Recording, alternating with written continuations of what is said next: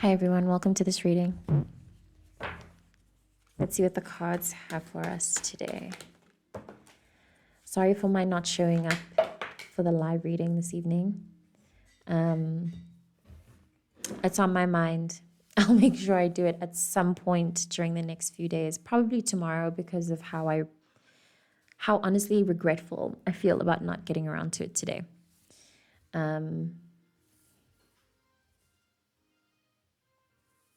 Yeah, okay. Wow. Sweet.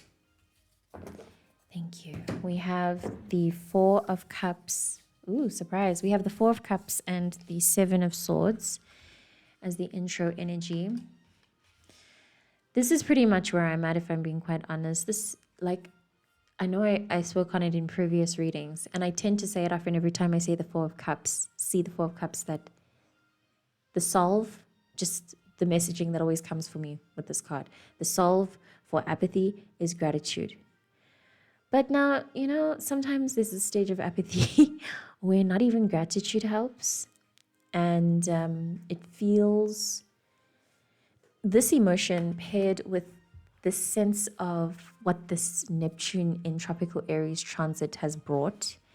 I'm trying to tap into what exactly it means, because also the way it's been showing up energetically in me has been very hard.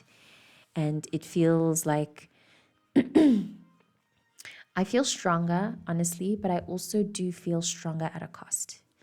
So this could be the sense that other people could be feeling, just to mention my experience and have that relational factor that the journey really has been very, very long. And there's a specific leg of this journey that we've been on that just doesn't seem to be changing. And it feels so energetically taxing. Like, it's possible to be grateful and it's possible to be caring and energetically open, but it just feels tiring to do that. And that's part of what the Neptune Aries transit, I've seen, at least from what I've seen, is bringing this sense of like not wanting to be as open as you previously were, and how that in itself is very about life, But then we have the Page of Swords, then the Ten of Pentacles, and then that little surprise that I mentioned earlier was the Ace of Wands. So this is all an opportunity, I think, for us to find and I love, it's my favorite word, right? I love to say we're rerouting, regrouping, thinking in you, whatever. But yeah, unfortunately or fortunately, this is the process for my readings. A lot of them seem to be tapping into the subconscious layer of our experience right now, which I really think is the most important part of at least like energy doctoring our reality and being able to manipulate it and manifest and all that stuff. So I'm thinking maybe like if we go about getting a pen and paper and writing down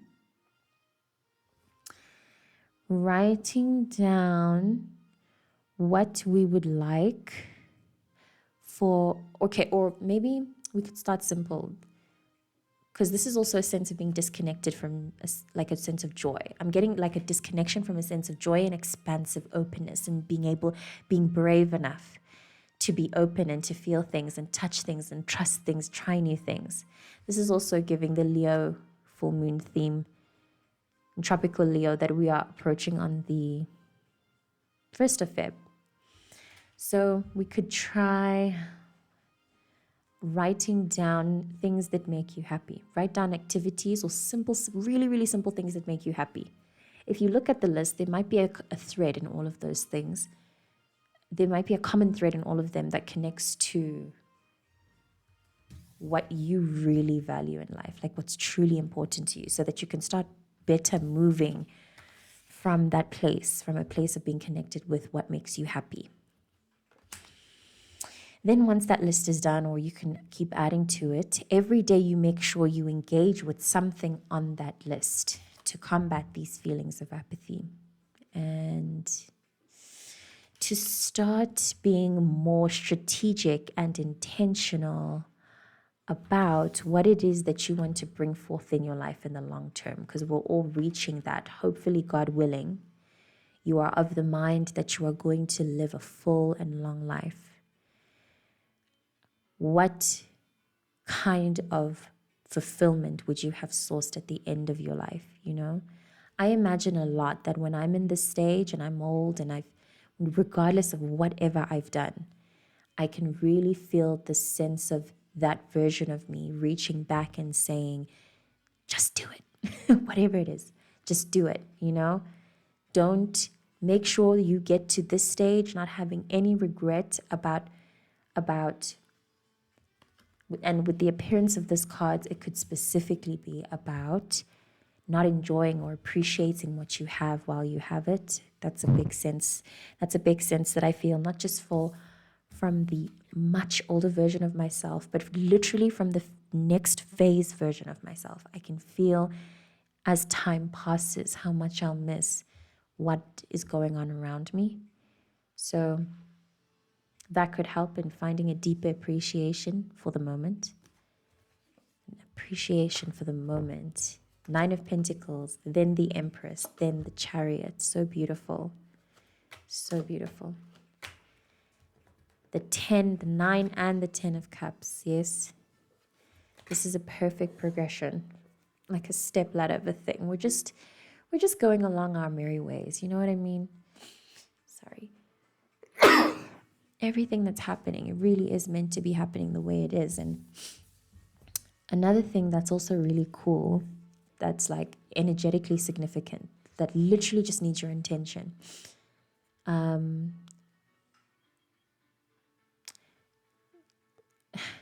this might sound a bit bizarre, but if we think of time as the past and the present and the future all happening at once, then scientifically, shouldn't it be possible to contact your future self and to like kind of expect an answer back?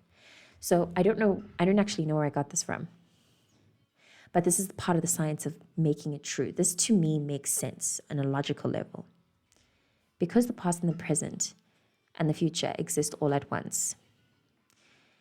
And if I am having faith in myself, having total faith in the true source of who I will always be, that version of me that was a child, that's here now and that will be when I'm older, that part of me that will remain throughout life, is as eternal as the fact that everything exists all at once at the same time right now. So if that's true, then I should be able to let my future self know what I want. Let her know I want a lot of money, duh.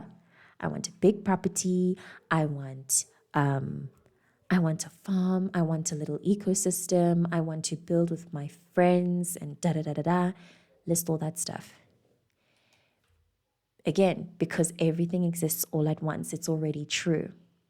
And so I trust myself and the essence of who I am to make decisions so that that happens in the end.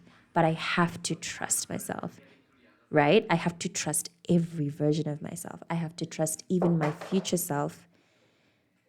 I have to trust a self even a second from now, that whatever decision every version of myself makes, it will lead to this, regardless of what happens. Because she already knows what I want, wherever she is in the future. Okay, so I'm going to leave it there. If you don't get it, you don't get it. But if you do, then thank you, because that's literally how I think, like all the time. And it's helpful in processing and making sense of all the spiritual stuff, because a lot of these words and a lot of these symbols that we see in these cards are just words and symbols. And I try my best with my readings to try and make it a practical experience and to try speak to the truth of the thing, not just list a bunch of scenarios and situations and blah, blah, blah.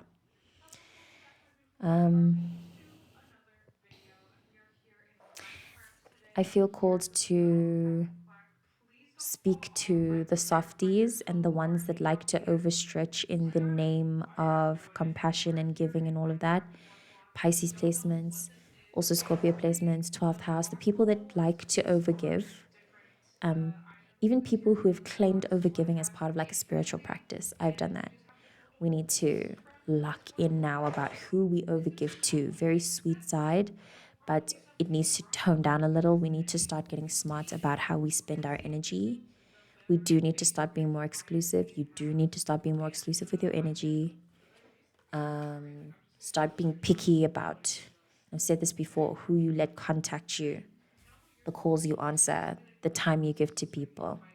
It's not going to be mean to anyone. It's going to be a necessary form of self-preservation. I don't know if I mentioned it in this reading earlier, but be open to new ideas of what you want in the future.